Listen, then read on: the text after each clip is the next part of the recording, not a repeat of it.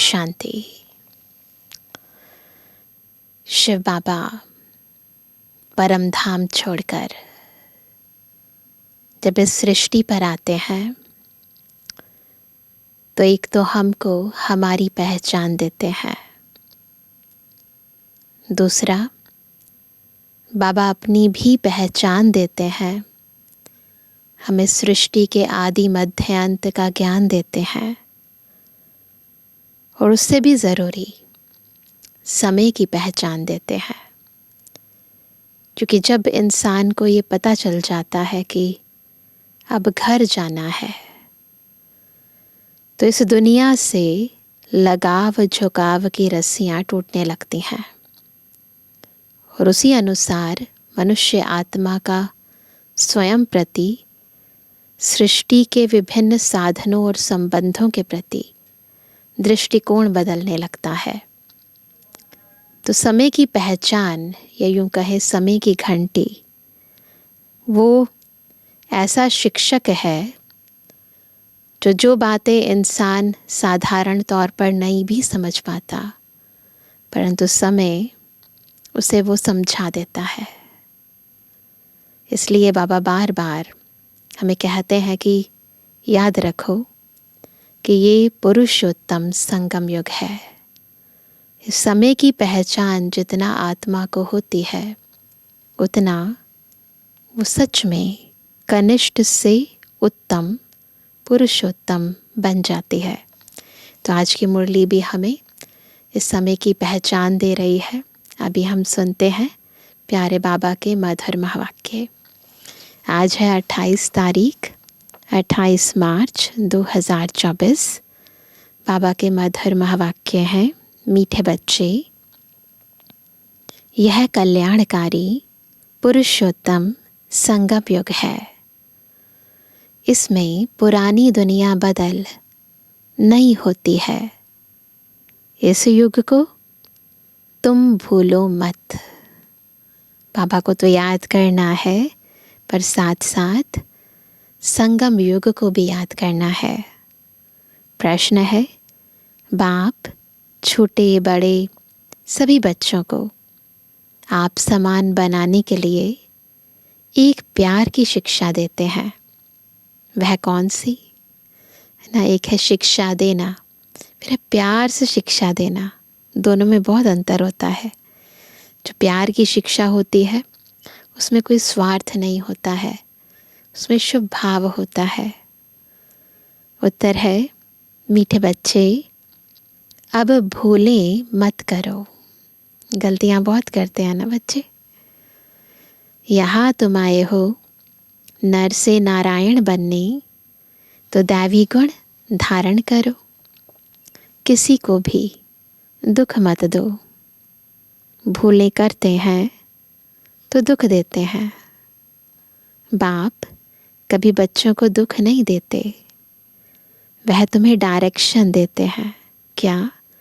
बच्चे, माँ में कम याद करो, योगी बनो, तो विकर्म विनाश हो जाएंगे, तुम बहुत मीठा बन जाएंगे। तो बस बाबा की श्रीमत पर चलना है हमें। बाकी जो दुनियावी बातें हैं उनमें नहीं पड़ना है, किसी को दुख नहीं देना है। ओम शांति। जो बच्चे अपने को आत्मा समझ परमपिता परमात्मा के साथ योग लगाते हैं, उनको सच्चा योगी कहा जाता है। क्योंकि बाप ट्रुथ यानी सच्चा है ना, तो तुम्हारा बुद्धि योग सत्य के साथ है। वह जो कुछ सुनाते हैं सत्य है ना। जो बाबा सुनाते हैं वही सत्य है। इनफैक्ट इसके अलावा और कुछ सत्य है ही नहीं। तो वह जो कुछ सुनाते हैं सत्य ही है। योगी और भोगी दो प्रकार के लोग हैं। भोगी भी अनेक प्रकार के होते हैं, योगी भी अनेक प्रकार के होते हैं। तुम्हारा योग तो एक ही प्रकार का है। हमारा तो राजयोग है, बस एक को याद करना है। उन्हों का सन्यास अलग है, तुम्हारा सन्यास ही अलग है ना।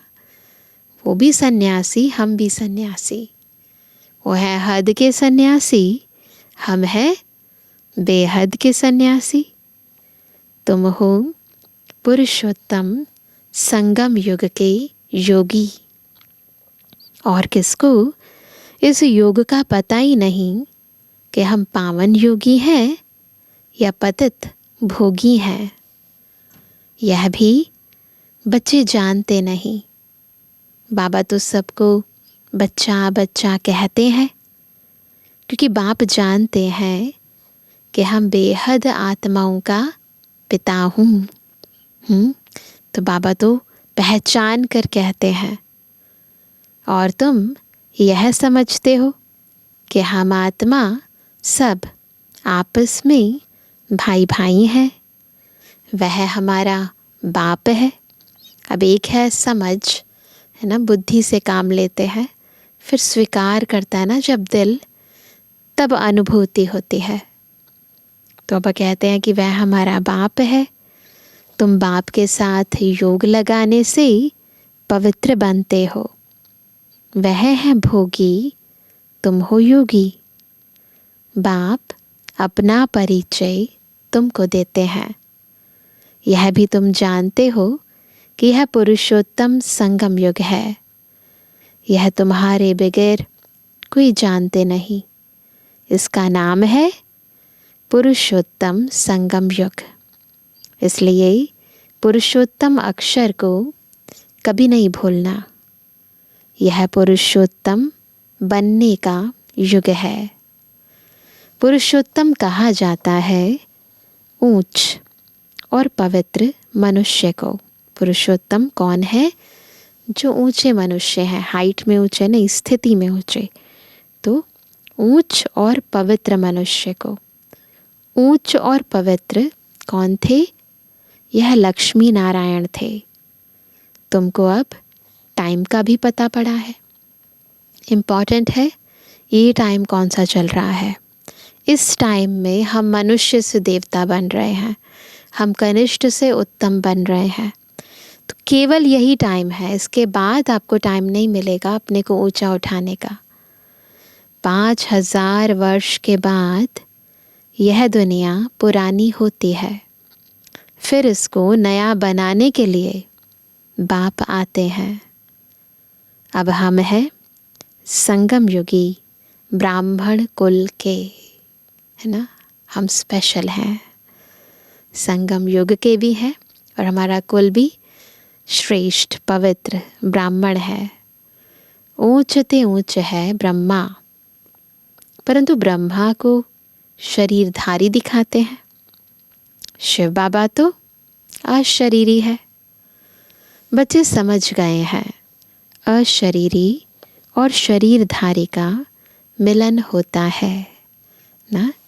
शिव बाबा ब्रह्मा रथ में प्रवेश होते हैं। उनको तुम कहते हो बाबा। यह वंडरफुल पार्ट है ना। इनका गायन भी है, मंदिर भी बनते हैं। कोई किस रीति, कोई किस रीति रथ को श्रृंगारते हैं। यह भी बाबा ने बताया है। बहुत जन्मों के अंत के जन्म के भी अंत में मैं प्रवेश करता हूँ। कितना क्लियर समझाते हैं। पहले पहले भगवानुवाच कहना पड़े, फिर मैं बहुत जन्मों के अंत में सभी राज बच्चों को ही समझाता हूँ, और कोई समझ भी ना सके। तुम बच्चे भी कभी कभी भूल जाते हो। पुरुषोत्तम अक्षर लिखने से समझेंगे यह पुरुषोत्तम युग ही कल्याणकारी युग है। अगर युग याद है तो समझेंगे अब हम नई दुनिया के लिए बदल रहे हैं। नई दुनिया में होते ही हैं देवताएं। युगों का भी अब तुमको पता पड़ा है। बाप समझाते हैं, मीठे बच्चे संगम युग को कभी भूलो मत। यह भूलने से सारा ज्ञान भूल जाता है। टाइम भूल गया ना तो सारी नॉलेज भूल जाती है ना। इम्पॉर्टेंट तो ये टाइम है। इस टाइम पर जब बाबा आते हैं, जब हम ब्रह्मा मुख वंशावली ब्राह्मण बनते हैं, तो इस टाइम को यदि भूल गए फिर सब कुछ जैसे ज्ञान ही सारा भूल जाएंगे। तुम बच्चे जानते हो हम बदल रहे हैं। अब पुरानी दुनिया भी बदल नई होनी है। बाप आकर दुनिया को भी बदलते हैं तो बच्चों को भी बदलते हैं। बच्चे बच्चे तो सभी को कहते हैं। सारी दुनिया की जो भी आत्माएं हैं सब बच्चे हैं। देखो शिव बाबा के तो सब बच्चे हैं ना। सबका पार्ट इस ड्रामा में है। चक्र को भी सिद्ध करना है। हर एक अपना अपना धर्म स्थापन करते हैं। इस सृष्टि चक्र में प्रत्येक धर्म की आत्मा आती है और अपना अपना धर्म स्थापन करती है। यह देवी देवता धर्म सिवाय बाप के कोई स्थापन कर ना सके। यह धर्म कोई ब्रह्मा नहीं स्थापन करते। नई दुनिया में है देवी देवता धर्म। पुरानी दुनिया में सब मनुष्य ही मनुष्य है ना। हम संगम युग पर हैं और संगम युग के एक तरफ है कलयुग, दूसरी ओर है सतयुग। एक तरफ सब मनुष्य ही मनुष्य हैं और दूसरी तरफ सब देवी देवता ही देवी देवता है। तो इधर से इधर हम जा रहे हैं। तो वह कहते हैं नई दुनिया में देवी देवताएं होते हैं। देवताएं पवित्र हैं। वहाँ रावण राज्य ही नहीं यानी विकार ही नहीं है। वहाँ पर तो बाप तुम बच्चों को रावण पर विजय प्राप्त कराते हैं। यहाँ तो रावण राज्य कलयुग में और यहाँ रावण राज्य है ही नहीं। इसका मतलब इस संगम युग पर बाबा ने आकर हमें इस रावण पर विजय प्राप्त करवाई थी, तो वो हम अभी प्राप्त कर रहे हैं। रावण पर विजय प्राप्त होते ही राम राज्य शुरू हो जाता है। शिव बाबा का राज्य न। यहाँ पर राम त्रेता युगी राम नहीं, पर शिव बाबा का भी एक नाम राम है, तो इसीलिए राम राज्य शुरू हो जाता है। राम राज्य नई दुनिया को और रावण राज्य पुरानी दुनिया को कहा जाता है। राम राज्य कैसे स्थापन होता है यह तो तुम बच्चों के सिवाय कोई जानते नहीं। हम तो अनुभव से बता भी सकते हैं, है ना, समझा भी सकते हैं, क्योंकि हम ही प्रैक्टिकली रावण पर विजय प्राप्त करने के लिए उसे एक शिव बाबा के साथ योग लगा रहे हैं। तो सारी विधि सिद्धि न केवल हम देख रहे हैं, अभी तो अनुभव भी कर रहे हैं, प्राप्त भी कर रहे हैं। तो बाबा कहते हैं रचयिता बाप बैठ तुम बच्चों को रचना का राज समझाते हैं। बाप है रचयिता, क्रिएटर है ना। बीज रूप, बीज को कहा जाता है वृक्षपति। सारे वृक्ष का मालिक पति कौन है? बीज, क्योंकि उसी से तो वृक्ष उत्पन्न हुआ है ना। तो बाबा कहते हैं अब वह जड़ बीज है, उनको तो ऐसे नहीं समझेंगे ना, वो तो क्या समझाएंगे। तो बाबा कहते हैं तुम जानते हो बीज से ही सारा झाड़ निकलता है। सारे विश्व का कितना बड़ा झाड़ है, वह है जड़, यह है चैतन्य ना। वो तो जड़ है बीज जो पेड़ पौधों का होता है, परंतु ये चैतन्य है। सत्य चित आनंद स्वरूप मनुष्य सृष्टि का बीज रूप बाप है। उससे कितना बड़ा झाड़ निकलता है। मॉडल तो छोटा बनाते हैं। मनुष्य सृष्टि का झाड़ सबसे बड़ा है। मॉडल तो छोटा ही बनेगा ना, दिखाने के लिए जो हम म्यूज़ियम के अंदर मॉडल्स बनाते हैं, परंतु बाबा कहते ये मनुष्य सृष्टि का झाड़ सबसे बड़ा है। ऊंच ते ऊंच बाप नॉलेजफुल है।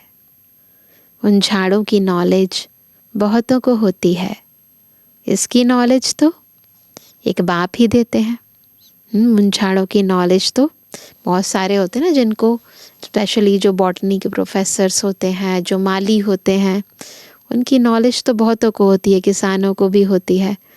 लेकिन इस मनुष्य सृष्टि रूपी झाड़ के बीज की नॉलेज केवल एक शिव बाबा को है और अब हम बच्चों को भी है। तो वह कहते कि इसकी नॉलेज तो एक बाप ही देते हैं। अब बाप ने तुम्हें हद की बुद्धि बदल बेहद की बुद्धि दी है। तुम इस बेहद के झाड़ को जान गए हो। कितना बड़ा पोलार इस झाड़ को मिला हुआ है, इतनी स्पेस मिली हुई है इस झाड़ को। बाप बच्चों को बेहद में ले जाते हैं। अब सारी दुनिया ही पतित है, सारी सृष्टि ही हिंसक है, एक दो की हिंसा करने वाले हैं। अब तुम बच्चों को ज्ञान मिला है। अहिंसक सिर्फ एक ही देवता धर्म होता है सतयुग में। सतयुग में सभी पवित्र सुख शांति में रहते हैं। सब मनोकामनाएं 21 जन्म के लिए पूरी हो जाती हैं। सतयुग में कोई कामना नहीं, सब फुल है, सर्व प्राप्तियों से संपन्न है। तो कोई इच्छा ही उत्पन्न नहीं होती आत्मा को। अनाज आदि सब कुछ अथाह मिल जाता है। यह बॉम्बे पहले नहीं थी।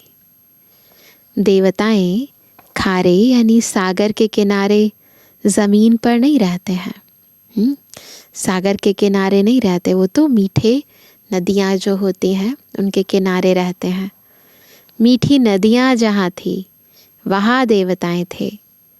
मनुष्य थोड़े थे, एक एक को बहुत ज़मीन होती है।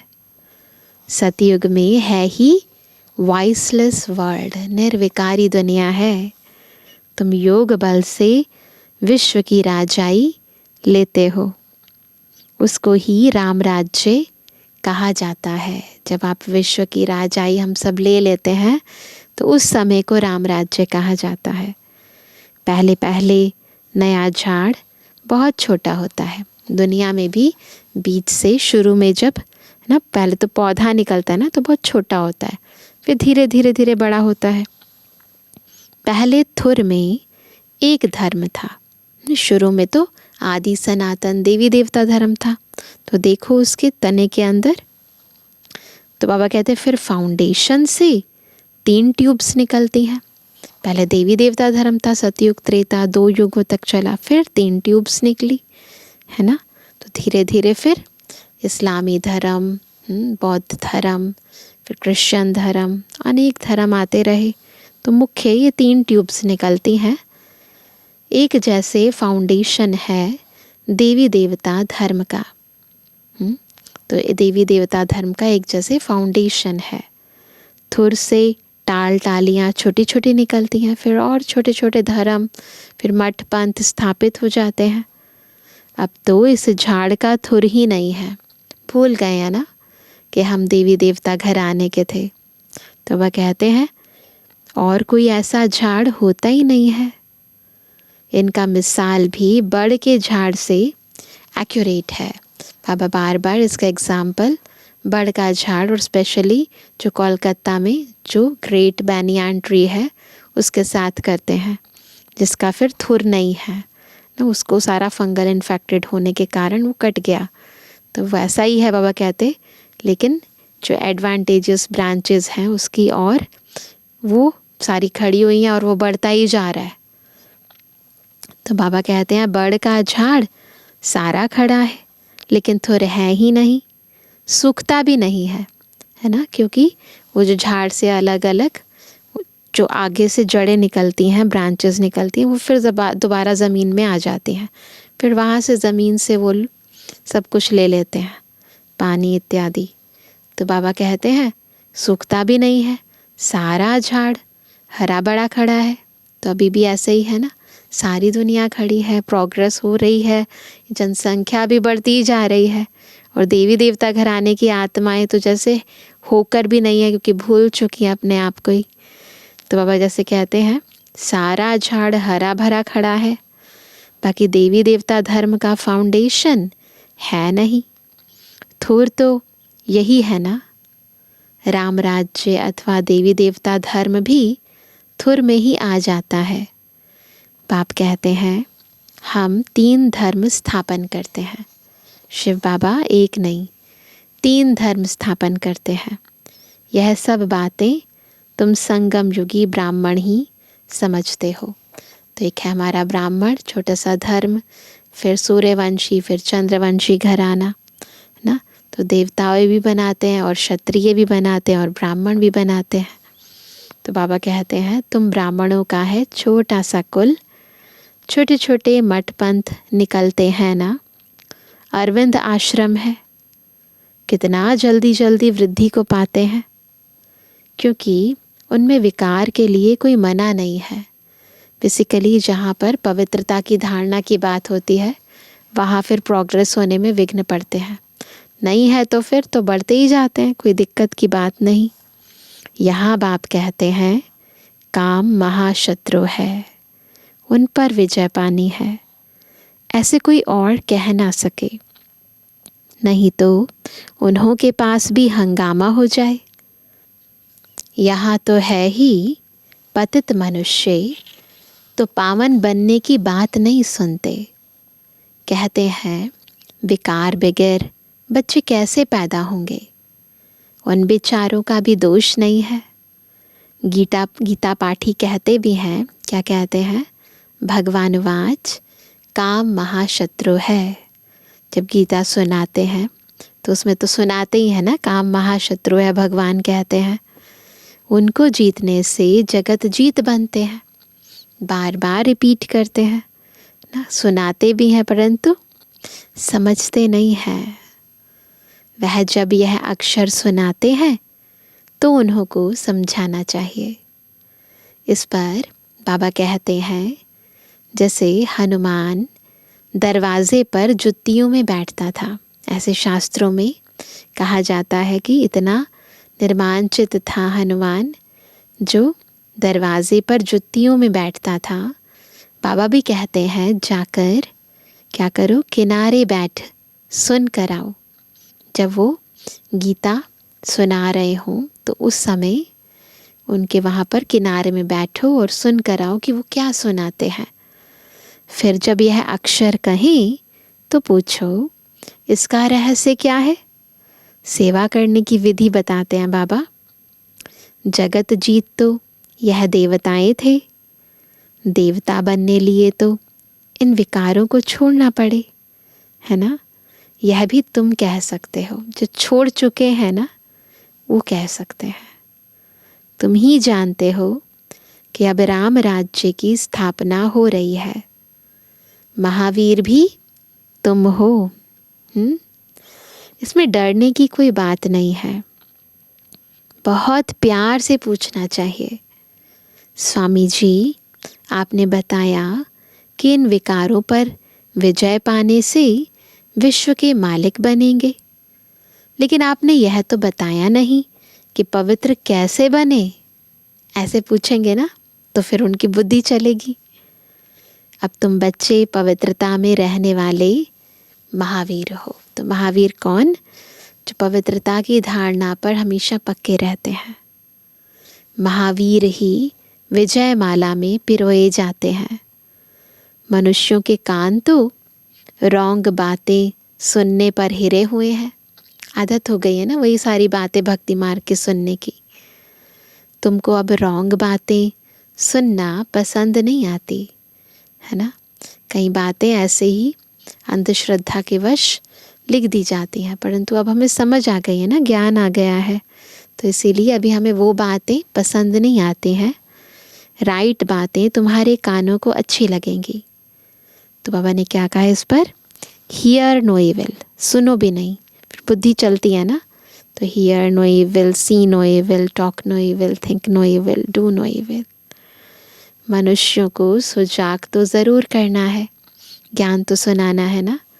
भगवान कहते हैं पवित्र बनो। सतयुग में सब पवित्र देवताएं थे, अब सब अपवित्र हैं। ऐसे ऐसे समझाना चाहिए। बोलो, हमारे पास यह सत्संग होता है, उसमें यह समझाया जाता है कि काम महाशत्रु है। अब पवित्र बनने चाहते हो तो एक युक्ति से बनो। क्या है वो युक्ति? अपने को आत्मा समझ भाई भाई की दृष्टि पक्की करो। आप उनसे पूछेंगे ना कि हम पवित्र कैसे बने, आपने कहा काम महाशत्रु है, तो देखो वो क्या जवाब देते हैं। लेकिन राइट जवाब क्या है कि उसकी क्या विधि है पवित्र बनने की? अपने को आत्मा समझो और बाकी आत्माओं को भी भाई भाई, आत्मा भाई भाई की दृष्टि से देखो, तो पावन बन जाएंगे। तुम बच्चे जानते हो, पहले पहले यह भारत बहुत भरपूर खंड था। सतयुग में चले जाओ, याद करो। अब खाली होने कारण हिंदुस्तान नाम रख दिया है। पहले भारत धन दौलत पवित्रता सुख शांति सब से भरपूर था, अब है दुखों से भरपूर। तब पुकारते हैं, क्या पुकारते हैं? हे दुख हरता सुख करता। तुम कितना खुशी से बाप से पढ़ते हो। ऐसा कौन होगा जो बेहद के बाप से बेहद सुख का वर्षा नहीं लेगा? पहले पहले अल्फ समझना है। अल्फ को ना जाना तो कुछ भी रहस्य बुद्धि में आएगा ही नहीं। सबसे पहले जब तक बाबा का परिचय नहीं है ना, तो कितना भी ज्ञान सुनाओ कुछ समझ में नहीं आएगा। तो बेहद का बाप जो बेहद का वर्षा देते हैं, जब यह निश्चय बैठे तब आगे बढ़े। बच्चों को बाप से कुछ भी प्रश्न पूछने की दरकार नहीं है। वैसे ही बाबा मुरली के अंदर हमारे सारे प्रश्नों का उत्तर दे देते हैं। बाप पतित पावन है, उनको ही तुम याद करते हो, तुम उनकी याद से ही पावन बनेंगे। मुझे बुलाया ही इसलिए है, यही कहते हैं ना, पतित पावन आओ। तो पावन बनाने के लिए तो बुलाया है, तो बाबा बना रहे हैं पावन।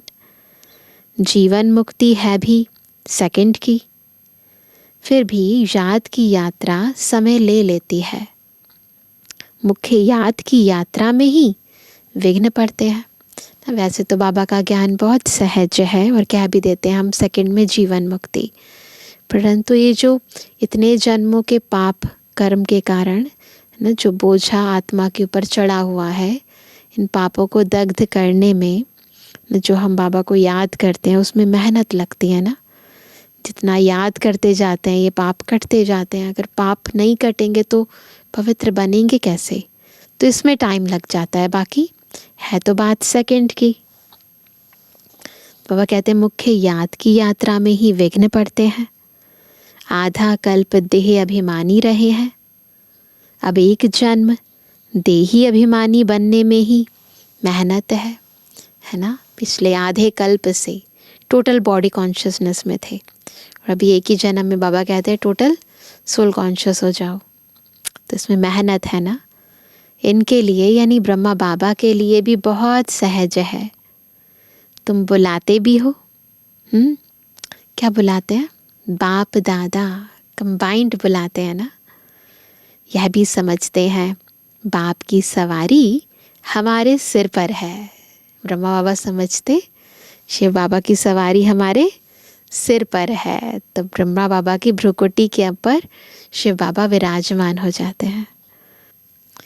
बहुत उनकी महिमा करता हूँ, बहुत प्यार करता हूँ। बाबा आप कितने मीठे हो, हमको कल्प कल्प कितना सिखलाते हो, फिर आधा कल्प आपको याद भी नहीं करेंगे।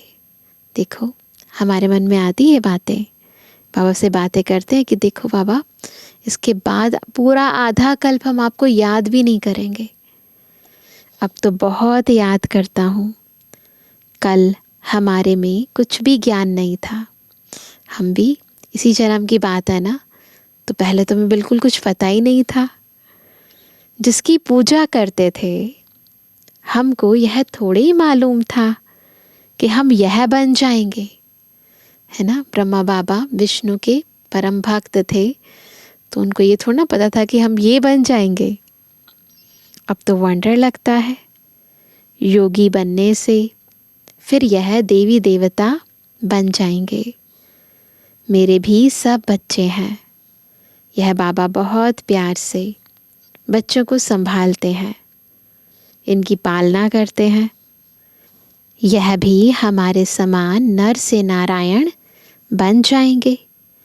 यहाँ तुम आई ही हो इसलिए, है ना। क्या एम ऑब्जेक्ट है, किसी से पूछो क्या बनना चाहते हैं तो क्या कहते हैं, नर से नारायण, नारी से लक्ष्मी। तो लक्ष्मी नारायण बनना चाहते हैं तो आए इसीलिए हैं। कितना समझाता हूँ, बच्चे बाप को याद करो, दैवी गुण धारण करो, खान पान की संभाल करो। नहीं करते हैं तो समझता हूँ शायद अभी समय पड़ा है। कुछ ना कुछ भूलें तो होती रहती हैं। छोटे बड़े बच्चों को प्यार से समझाता हूँ। क्या समझाते हैं बाबा, बच्चे भूले मत करो, किसको दुख ना दो। जाने अनजाने बॉडी कॉन्शियसनेस के कारण, कुछ इच्छाओं के कारण दूसरों को दुख दे देते हैं। भूल करते हो गोया दुख देते हो। बाप कभी भी दुख नहीं देते हैं, वह तो डायरेक्शन ही देते हैं। मामेकम याद करो तो विकर्म विनाश हो जाएंगे, बहुत मीठा बन जाएंगे। ऐसा मीठा बनना है, दैवी गुण धारण करने हैं। पवित्र बनो। यहाँ अपवित्र के आने का हुक्म नहीं है। मधुबन में इम्प्योर आत्माएं नहीं आ सकती हैं। कभी कभी आने देते हैं, वह भी अभी। जब बहुत वृद्धि हो जाएगी तो कह देंगे यह है tower of purity, tower of silence. ऊंच ते ऊंच है ना। अपने को आत्मा समझ बाप की याद में रहना, यह है हाईएस्ट पावर। तो बाबा कहते हैं वहाँ बहुत साइलेंस रहती है। आधा कल्प कोई झगड़ा आदि नहीं होता है। सतयुग में यहाँ कितना झगड़ा आदि होता है, शांति हो ना सके। शांति का धाम है मूल वतन। फिर शरीर धारण कर विश्व में पाठ बजाने आते हैं तो वहाँ भी शांति रहती है। शांति धाम से जब सतयुग में आते हैं तो वहाँ भी शांति रहती है। आत्मा का स्वधर्म ही शांति है। अशांति कराता है रावण। तुम शांति की शिक्षा पाते रहते हो। कोई गुस्से में होता है तो सबको अशांत कर देता है। ऐसे ही होता है ना, एक व्यक्ति परिवार में क्रोधित होता है तो सबका, है ना, सबका मन खराब कर देता है, सबको अशांत कर देता है। इस योग बल से तुम्हारे से सारा किचड़ा निकल जाता है। पढ़ाई से किचड़ा नहीं निकलता है। समझ आना, इसका मतलब ये नहीं कि किचड़ा निकल जाएगा। पता चल गया कि किचड़ा है और निकालना है, केवल समझने से क्या फ़ायदा जब तक पावर नहीं है निकालने की। तो याद से सब किचड़ा भस्म हो जाता है, कट निकल जाती है। बाप कहते हैं कल तुमको शिक्षा दी थी, क्या तुम भूल गए हो? 5000 वर्ष की बात है, वह लाखों वर्ष कह देते हैं। बिल्कुल आत्मा भूल जाती है, बिल्कुल क्लीन स्लेट हो जाती है। बाबा को नए सिर से सब कुछ हर कल्प समझाना पड़ता है, बताना पड़ता है। अब तुमको झूठ और सच के फर्क का पता पड़ा है। ये देह है झूठ, मैं आत्मा हूँ सच। हर वो चीज़ जो विनाशी है, परिवर्तनशील है, वो झूठ है।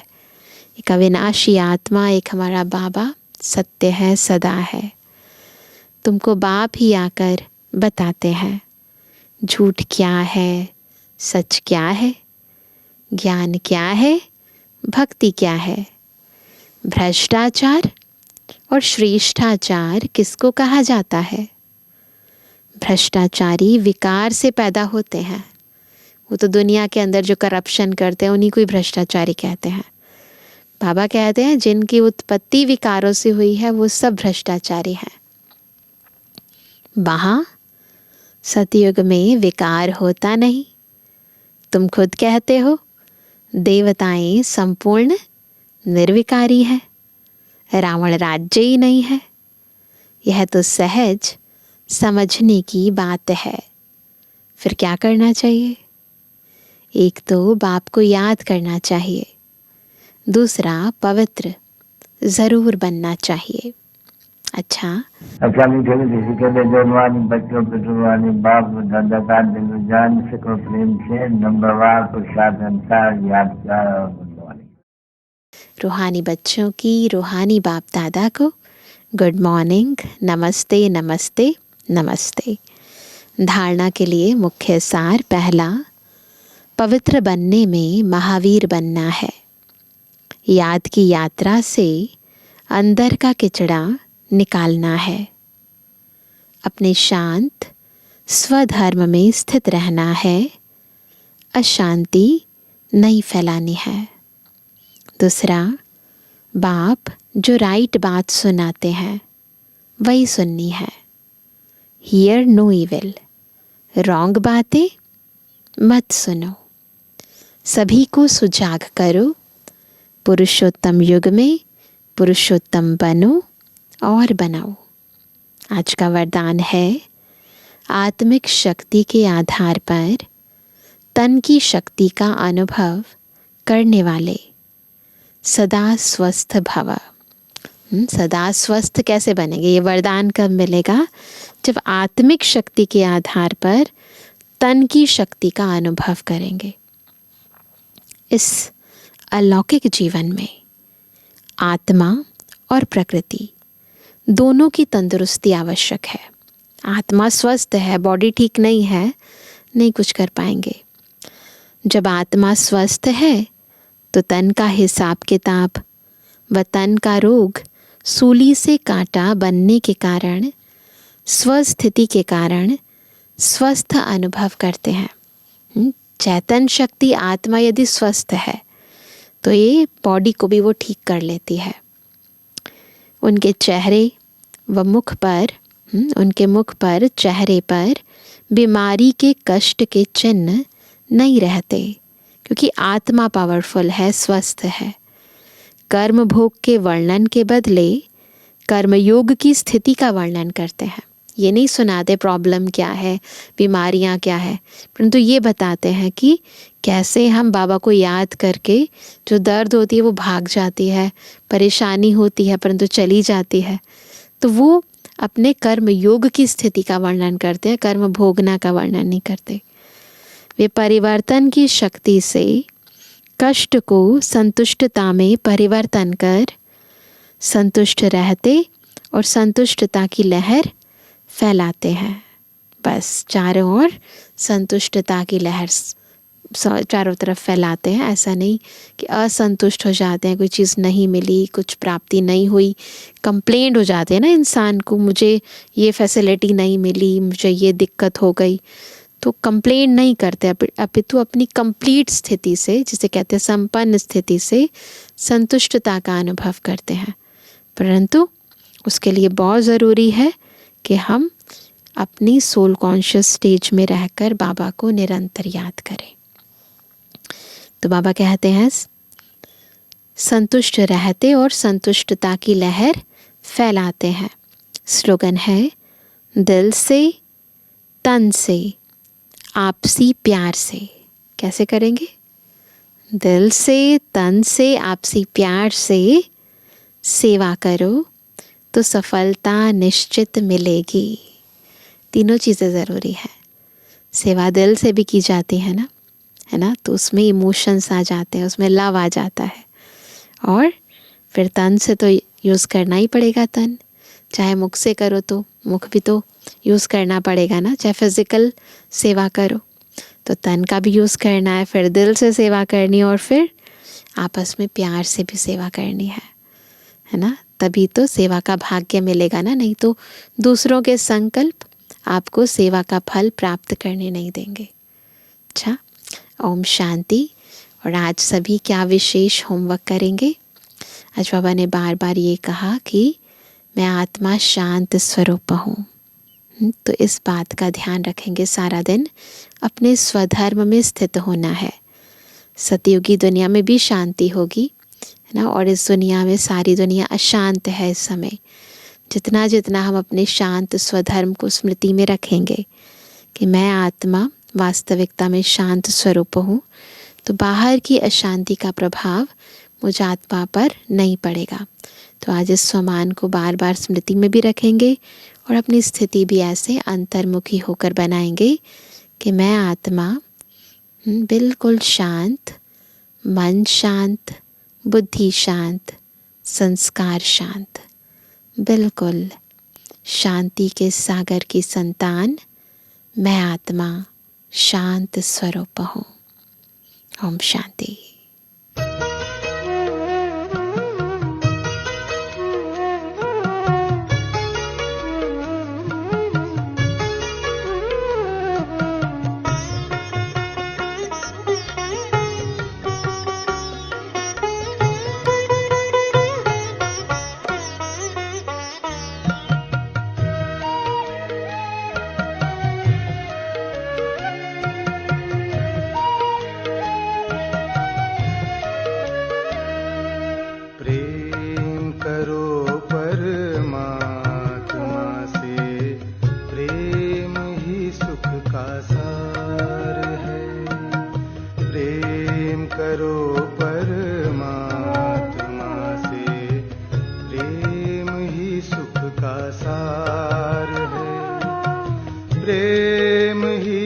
सच्चा जीवन है, प्रेम ही श्रेष्ठाचार है।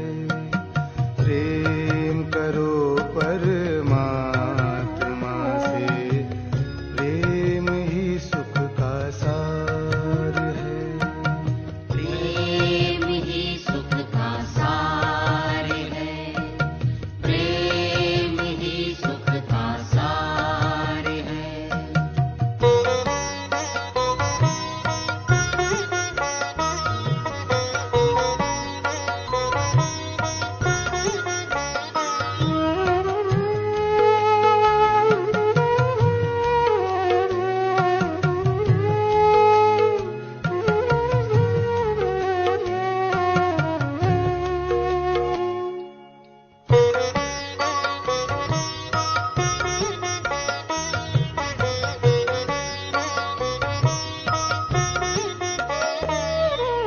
जोड़ लो मन के तार प्रभु से, प्रभु प्रेम रस पी लो।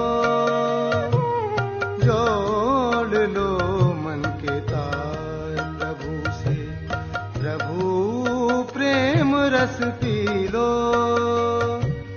योग के पावन पथ पर चल के सुखमय जीवन जी लो।